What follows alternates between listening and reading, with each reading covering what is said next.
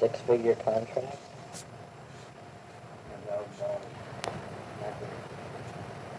That's not six figures, that's only five.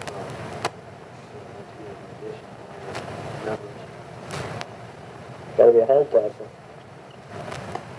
Annual income rarely exceeds 40,000, yet for years he's contributed funds helping impoverished friends and artists. Still 40,000 isn't too bad, really. No, it isn't. Okay, his $160,000 contract with Harper calls for 5 more volumes, journals, feature poetry, essays, and interviews. That's the way to make it. Burroughs still has to depend on a lot of his money for, I didn't realize you were recording this, I should have realized that. A lot of his money still comes from reading, but now with this big Penguin contract, I'm sure he's got some money. Yeah. So they're releasing all his books and everything.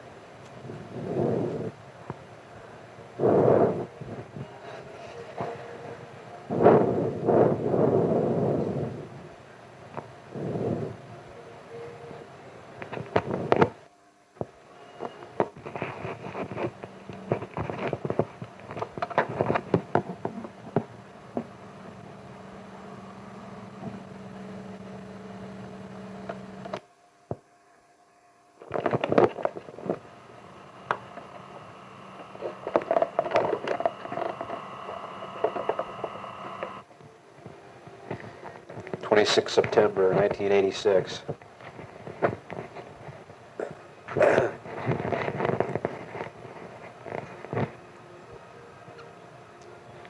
There are sores which slowly erode the mind in solitude like a kind of canker. It is impossible to convey a just idea of the agony which this disease can inflict.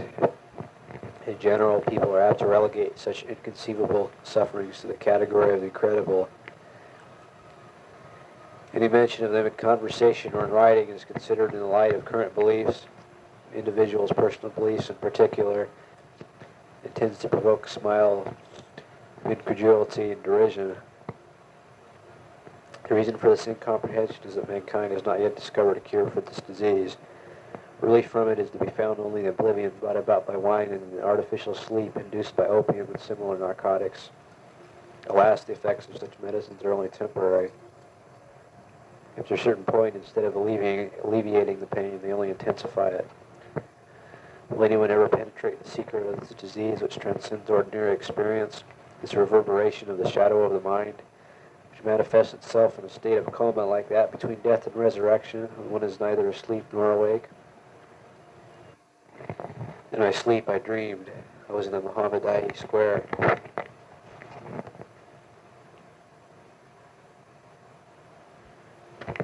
A tall gallows tree had been erected there, and the body of the old odds and ends man whom I used to see from my window was hanging from its arm.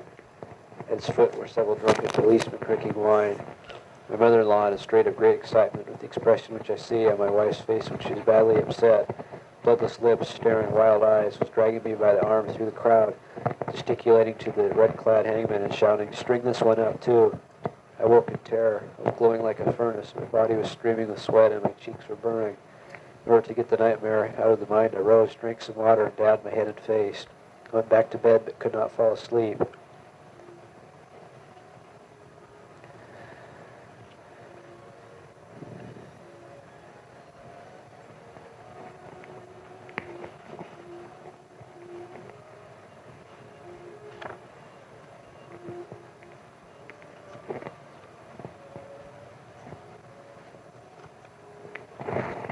My eyes closed, the dim, indistinct world began to take shape around me. It was a world of which I was the sole creator, and which was in perfect harmony with my vision of reality. At all events, it was far more real and natural to me than my waking world, and presented no obstacle, no barrier to my ideas. And at time and place lost their validity. I repressed less my secret needs, which had begotten this dream, gave rise to shapes and happenings which were beyond belief, but which seemed natural to me. A few moments after waking up, I had no sense of time and place, and doubted whether I really existed. It seemed that I myself created all my dreams, and had long known the correct interpretation of them. The exposure of the German Union came in 1789, when Goshen, a Leipzig bookseller, published more notes than text. A book documenting the Union's activities and the Illuminati-like plan of the 22. This was soon followed by Schultz's further information concerning the German Union, and soon afterward Barth was arrested and the Union suppressed. But if the purpose of the society was to encourage the spread of rebellious and subversive ideas, it appears to have been an overwhelming success. For everywhere in Europe in 1789, revolutionary sentiment was reaching a climax such as Weishaupt's Illuminati had long been working for. The country on each side of the road was enveloped in deep mist. With extraordinary speed and smoothness, the hearse passed by hills, level ground, and streams. A new and singular landscape unfolded before me, one such as I had never seen, sleeping or waking. On each side of the road was a line of hills standing quite clear of one another. At the foot of the hills there were numbers of weird, crouching, accursed trees, between which one caught sight of ash-gray houses shaped like pyramids, cubes, and prisms, with low, dark windows without panes. The windows were like the wild eyes of a man in a state of delirium. The walls of the houses appeared to possess the property of instilling intense cold into the heart of the passerby. One have felt that no living creature could ever have dwelt in those houses. Perhaps they had been built to house the ghosts of ethereal beings.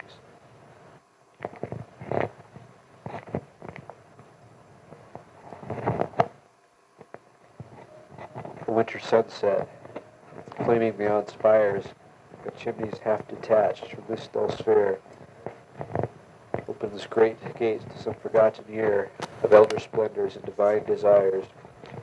Expectant wonders burned in those rich fires, adventure fraught and not untinged with fear.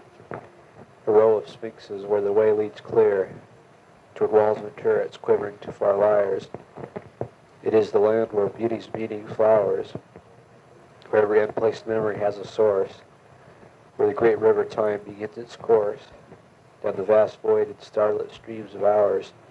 Dreams bring us close, but ancient lore repeats, the human tread has never soiled these streets.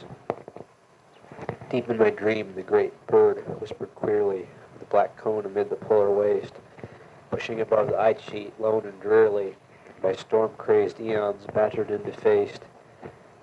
Hither no living earth shapes take their courses, and only pale auroras and faint suns glow on that pitted rock whose primal sources are guessed at dimly by the elder ones. If men should glimpse it, they would merely wonder what tricky mound of nature's build they spied.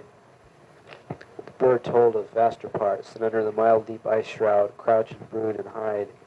God help the dreamer whose mad visions show those dead eyes set in crystal gulfs below.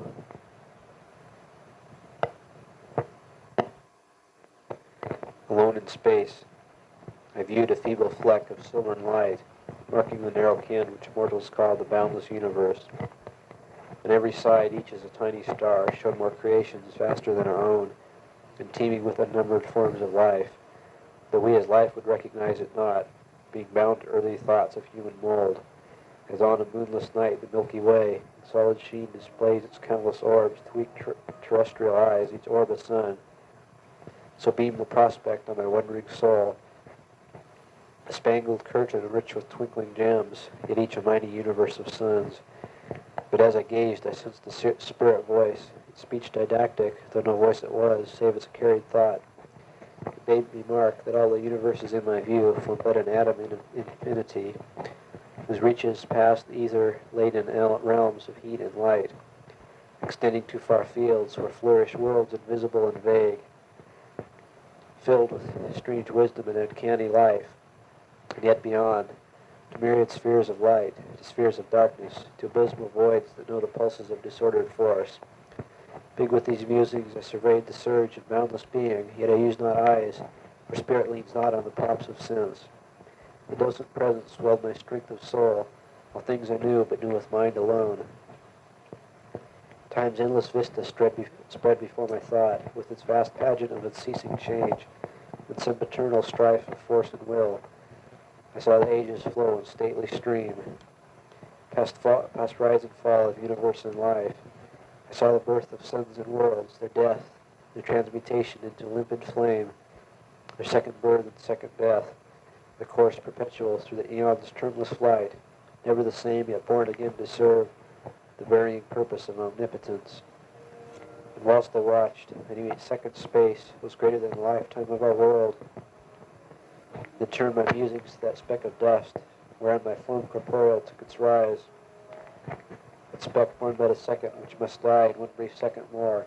That fragile earth, that crude experiment, that cosmic sport, which holds our proud, aspiring race of mites and moral vermin, those presuming mites whom ignorance with empty pomp adorns. Always it happens that an apparition makes its appearance. An utterly strange man, clean-shaven, of yellow complexion, Mongolian type, in antiquated clothes of a bygone day.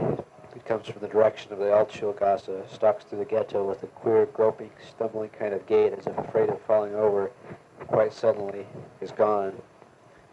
Usually it is seen to disappear around a corner. At other times it is said to have described a circle and gone back to the point whence it started, an old house close by the synagogue. Some people will tell you how they have seen it coming towards them down the street, but as they walk boldly to meet it, it would grow smaller and smaller, like an ordinary figure will do as it moves away from you, and finally disappear completely. 66 years ago, there must have been a particularly lively scare of this sort, for I remember, I was a tiny youngster at the time, that the house in the Altschulgasse was searched from top to bottom. It is also said that there is a room there with a barred window, but no entrance. They hung washing out of every window, and the room was discovered. As the only means of reaching it, the man let himself down on a rope from the roof to see in. But no sooner did he get near the window than the rope broke, and the poor fellow's fractured his skull upon the pavement. And when they wanted later on to try again, opinions differed so about the situation of the window that they gave it up. The Great Wall and the Tower of Babel. First then, it must be said that in those days things were achieved scarcely inferior to the construction of the Tower of Babel, although as regards divine approval, at least according to human reckoning, strongly at variance with that work. I say this because during the early days of building, a scholar wrote a book in which he drew the comparison in the most exhaustive way. In it he tried to prove that the Tower of Babel failed to reach its goal, not because the reasons universally advanced, or at least that among those recognized reasons, the most important of all was not to be found. His proofs were drawn not merely from written documents and reports. He also claimed to have made inquiries on the spot and to have discovered that the tower failed and was bound to fail because of the weakness of the foundation. In this respect, at any rate, our age was vastly superior to that ancient one. Almost every educated man of our time was a mason by profession and infallible in the matter of laying foundations. That, however, was not what our scholar was concerned to prove, for he maintained that the Great Wall alone would provide for the first time in the history of mankind a secure foundation for a new Tower of Babel. First the wall, therefore, and then the tower. His book was in everybody's hands at that time, but I admit that even today I cannot quite make out how he conceived this tower. How could the wall, which did not form even a circle, but only a sort of quarter or half circle, provide the foundation for a tower? That could obviously be meant only in a spiritual sense. But in that case, why build the actual wall, which after all was something concrete, the result of the lifelong labor of multitudes of people? And while we're there in the book plans, however nebulous plans, it must be admitted in the tower, it proposals worked out in detail for mobilizing the people's energies for this stupendous new work.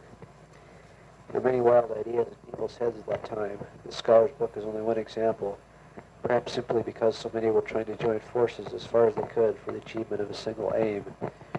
Human nature, essentially changeable, unstable as the dust, can endure no restraint. It binds itself and soon begins to tear madly at its bonds, until it rends everything asunder, the wall, the bonds, its very self.